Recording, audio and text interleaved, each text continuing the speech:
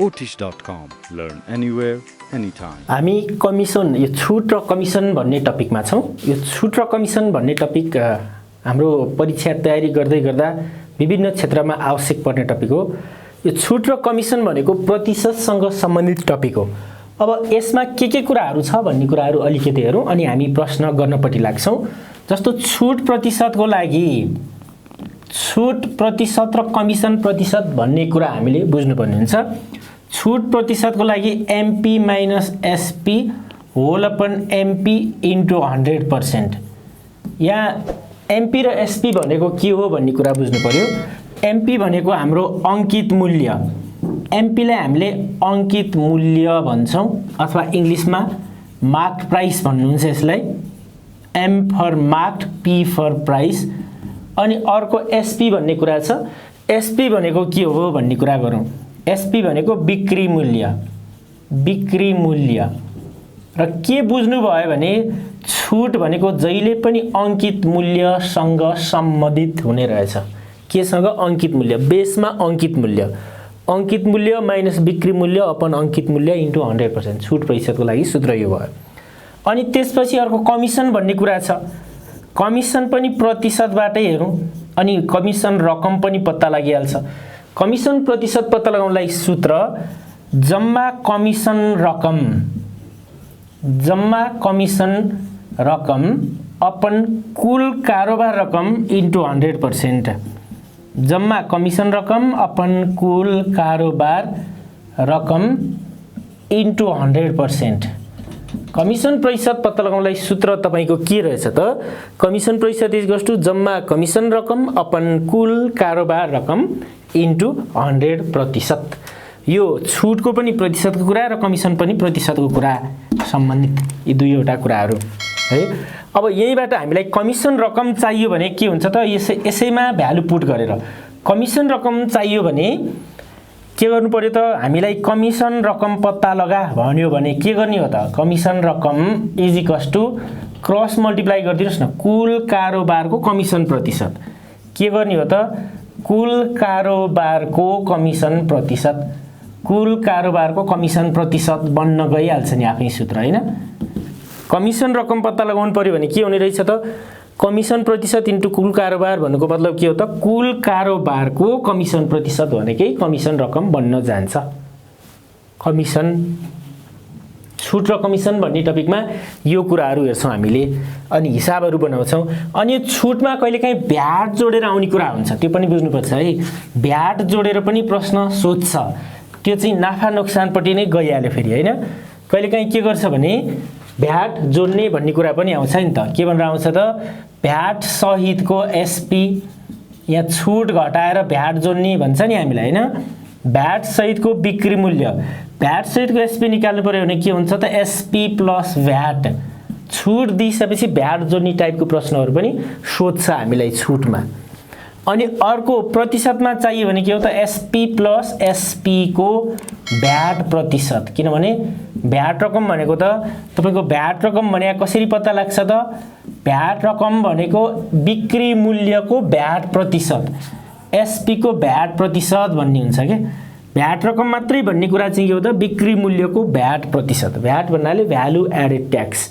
नेपालीमा भन्नुहुन्छ मूल्य अभिवृद्धि कर। यो कुरा बुझ्नु भएकै छ। यो भ्याट सहितको बिक्री मूल्य पत्ता लगाउनु पर्यो भने SP प्लस भ्याट। बिक्री मूल्य प्लस भ्याट रकम। SP प्लस SP को भ्याट प्रतिशत। कहिलेकाहीँ प्रतिशतमा दियो भने के गर्नु पर्ने रहेछ हामीले? प्रतिशतमा दियो भने भ्याट प्रतिशतलाई लेख्नु पर्ने रहेछ भन्ने बुझ्नु पर्यो हैन। यो छुटको लागि चाहिँ कहिलेकाहीँ भ्याट पनि जोडेर दिने क्वेशनहरू दिन सक्छ। छुटसँग सम्बन्धित प्रश्न हेर्नुस्। यहाँ कुनै सामानको अंकित मूल्य यसको बिक्री मूल्य भन्दा 60% ले बढी छ भने छुटको दर कति रहेछ? यो छुटको दर भन्नाले छुट प्रतिशत कति रहेछ भनेर क्वेशनले मागेको। छुट प्रतिशत पत्ता लगाउने सूत्र हामीले हेरेका छौं। MP - SP upon MP into 100%। अब यहाँनेरि हामीलाई छुट प्रतिशत पत्ता लगाउन त अघि नै मैले सूत्र लेखेको छु नि त्यहाँनेरि MP - SP whole upon MP into 100%। हामीसँग MP कति हो भन्ने पनि छैन, SP कति हो भन्ने पनि छैन। मान्नु पर्यो। केलाई मान्ने भन्ने कुरा आउँछ हेर्नुस् त। यहाँ मान्नु पर्यो केलाई त? बिक्री मूल्य भन्दा 60% ले बढी भनेपछि त SP लाई मान्नु पर्यो नि। एसपी लाई मानेपछि एमपी पत्ता लागिहाल्छ अनि छुट प्रतिशत पत्ता लगाउनलाई सूत्र लगाउने एन्सर निकाल्ने है त। गर्नपट्टि लागौं। यहाँ भनेर सुरु गरियो। यहाँ बिक्री मूल्य एसपी इज इक्वल्स टु बिक्री मूल्य SP is equals to x मानौ। यो मानेपछि देयरफोर अंकित मूल्य कति बन्न जान्छ भन्ने प्रश्न छ हामीलाई। अंकित मूल्य जनाउँछौं एमपी ले। अंकित मूल्य एमपी इज इक्वल्स टु बिक्री मूल्य भन्दा 60% ले बढी भनेको छ नि त। त्यही भएर एसपी प्लस एसपी को 60% भनेर लेखिदियौं एकपटक। एसपी प्लस एसपी को 60% भनेर लेख्यौं। एसपी भनेको x, x plus x into 60 divide by 100। यहाँनेरि अब एलसीएम लिनुस्। 100x प्लस 60x ले 160x बाइ 100। 0 0 काट्यो, 2 ले काट्छ यसलाई भने यसलाई पनि 2 ले काट्छ नि। 2 ले 8 पटक, 2 8 16, 2 5 10। हामीसँग बिक्री मूल्य पनि छँदैछ र अंकित मूल्य पनि पत्ता लाग्यो। अब देयरफोर छुट प्रतिशत पत्ता लगाउने सूत्र लगाइदिनुस् पहिला। छुट प्रतिशत is equals to MP minus SP whole upon MP into 100% भनिदिनुस्। अब भ्यालु पुट गरौँ। एमपी भनेको हामीसँग एमपी भनेको 8x by 5, 8x by 5 minus SP भनेको x होल अपन के हो त फेरि अंकित मूल्य भनेको 8x बाइ 5 नै राख्नु पर्यो। 8x by 5 into 100%। अब एलसीएम लिनुस्। माथि 5 एलसीएम लिने। माथि 5 लाई एलसीएम लिएपछि 8x माइनस 5x बन्न गयो नि।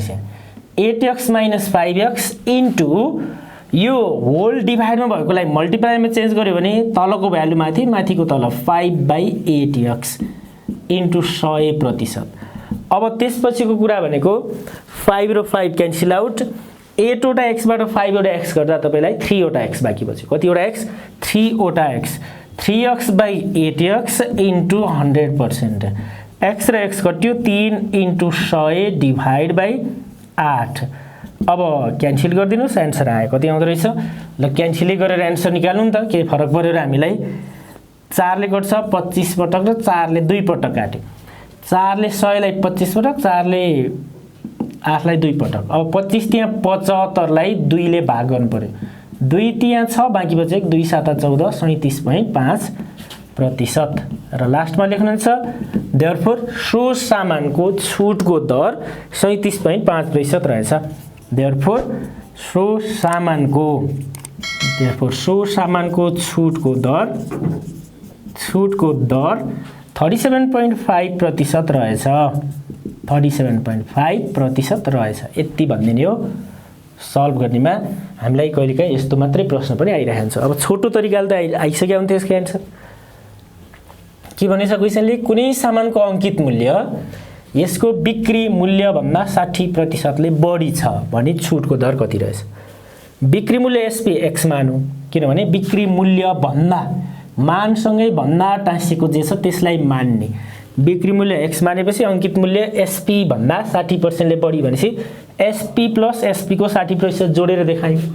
अनि भ्यालु पुट गर्यो। x प्लस x को भने गुणन प्रतिशत हटाउन 100 ले भाग 100x प्लस 60x ले 160x बाइ 100। 0 0 कट्यो, 2 ले गर्दा 8 पटक र 5 पटक।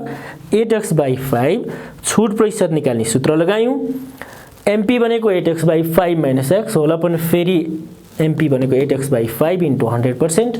एलसीएम लियौं। माथि हामीले 5 लाई एलसीएम लिएपछि 8x माइनस 5x। यो होल डिभाइडमा भएकोलाई मल्टिप्लाईमा चेन्ज गर्यो भने तलको 5 माथि, माथिको 8x तल गयो। रेसिप्रोकल भनेको 8 वटा x बाट 5 वटा x गर्दा 3 वटा x बाइ 5 र 5 कटिसे 8 वटा x। x काट्यो 3 इन्टु 100 भागा 8 37.5%। यसरी बनाउन सक्छौं यस्तो प्रश्न आउँदा। छुटसँग सम्बन्धित प्रश्न।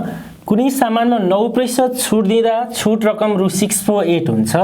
यदि सो सामानमा 16% छुट दिएमा छुट रकम कति हुन्छ?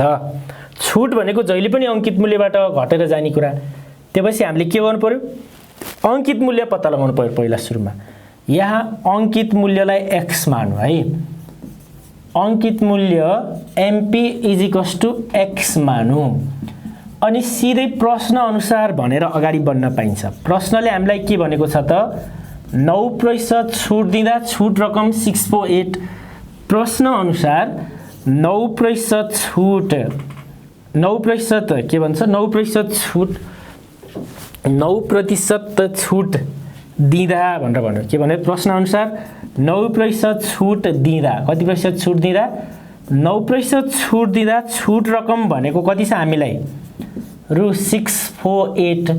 अब यो 9% छुट दिनु भनेको केबाट छुट दिने अङ्कित मूल्यबाट। छुट भनेको जहिले पनि अङ्कित मूल्यको छुट प्रतिशत हो नि त।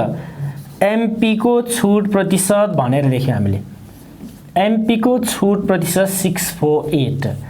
अबको स्टेपमा हामीले के गर्ने अङ्कित मूल्यलाई एक्स मानेका छौँ।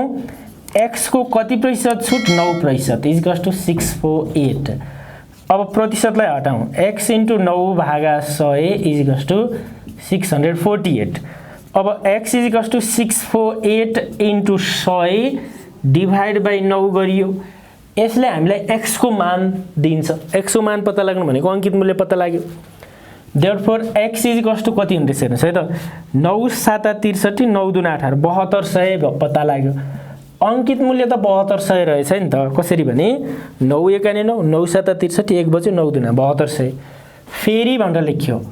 फेरि कति प्रतिशत छुट दिने भनेको छ 10% छुट के 16% छुट दिँदा भनेर लेख्यो। सुरुमा 16% छुट दिँदा छुट रकम इज इक्वल्स टु एमपी को छुट प्रतिशत भनेर लेख्यो पहिला सुरुमा। एमपी को छुट प्रतिशत एमपी भनेको कति हामीसँग एमपी भनेको हामीले 7200 पत्ता लगायौँ। रु 7200 को कति प्रतिशत छुट हो त 16%। अनि यहाँ 7200 × 16 डिभाइड बाई 100 दुईटा 0 0 काट्यो 72 × 16 गर्नुहोस् कति आउँछ त्यही नै एन्सर बन्छ। 6 दुना 12 को 2 6 7 42 प्लस 1 ले 43। अनि फेरि यसको पाला 2 7 जोड्नुहोस् त 2 5 7 4 11 1152 रुपियाँ भयो। कति भयो रु 1152 भन्ने पत्ता लाग्यो। र कन्क्लुजनमा लेख्नुहुन्छ देयरफोर 16% छुट दिँदा छुट रकम 1152 हुन्छ। देयरफोर 16% छुट दिँदा छुट रकम रु 1152 हुन्छ। कहिलेकाहीँ हामीलाई यति सिम्पल प्रश्न पनि आउँछ। सल्भिङमा चाहिँ लङ बनाएरै गर्नुपर्ने हो कि लामो नै बनाएर गर्नुपर्ने नत्र मार्क्स पाउने कुरा होइन। के भन्छ क्वेसनले 9% छुट दिँदा छुट रकम 648 हुन्छ। यदि सो सामानमा 16% छुट दिएमा छुट रकम कति हुन्छ। अङ्कित मूल्य MP is equals to x मानौँ। प्रश्न अनुसार 9% छुट दिँदा छुट रकम रु 648। यो भनेको एमपी को छुट प्रतिशत। एमपी को छुट प्रतिशत हुनाले अङ्कित मूल्य एक्स मानेको एक्स को 9% छुट। प्रतिशतलाई हटायौँ 100 ले भाग गरेर इन्टु 100 भागा 9 अङ्कित मूल्य 7200 रहेछ भनेर पत्ता लाग्यो। त्यसपछि 16% छुट दिने एमपी को 16% लगायौँ 1152 पत्ता लाग्यो। अब सिधै एन्सर निकाल्ने तरिका तपाईँलाई थाहा छँदै थियो नि 648 डिभाइड बाई 9 × 16 9 7 63 1 बच्यो 72 × 16 त 1152 सक्यो त होइन। यो त एक स्टेपले एन्सर पत्ता लागेको। यसरी पत्ता लगाएर त मार्क्स दिँदैन। यस्तो क्वेसन सल्भिङमा आउँदाखेरि यसरी प्रोसेस बाई प्रोसेस स्टेप बनाएर गर्नुपर्ने हुन्छ। सल्भिङ भनेकै त्यस्तै हो।